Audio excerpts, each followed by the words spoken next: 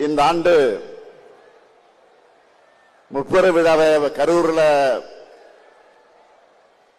நடத்த வேண்டும் என்று அனுமதி கேட்டு அருமை சகோதரர் செந்தில் பாலாஜி அவர்கள் என்னிடம் வந்தார். நானும் ஒப்புதல் அளித்தேன். பொதுக்கூட்டம்னு சொல்லிட்டு மாபெரும் எழுச்சி மாநாட்டையே இங்க ஏற்பாடு செஞ்சிருக்கிறார் செயல் வீரர் செந்தில் பாலாஜி அவர்கள்.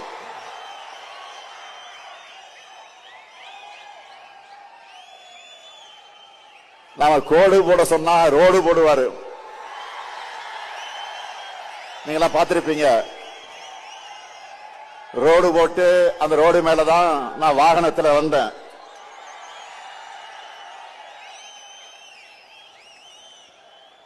மேற்கு மண்டலத்தில் எதிரிகளுக்கெல்லாம் ஒரு சிம்ம சொப்பனமாக இருக்கக்கூடியவர் தான் நம்முடைய செந்தில் பாலாஜி அவர்கள்.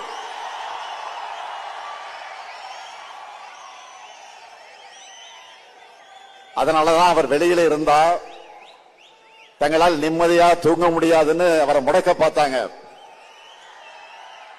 ஆனா அவரை முடக்க முடியுமா?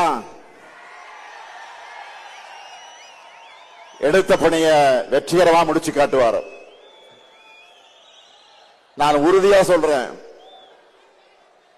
கழக வரலாற்றிலே இப்படி ஒரு பிரம்மாண்டமான முப்பெரு விழா நடந்திருக்காது.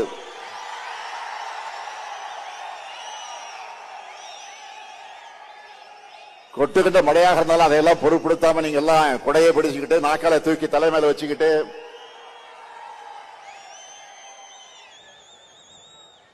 இந்த நிகழ்ச்சியை நடத்திக்கிட்டு இருக்கீங்களே, அது ஒன்றே சாட்சி. இந்த நிகழ்ச்சி சிறப்பாக இருக்க வேண்டும் என்று உழைச்சிருக்கக்கூடிய அருமை சகோதரர் செந்தில் பாலாஜி அவர்களுக்கும்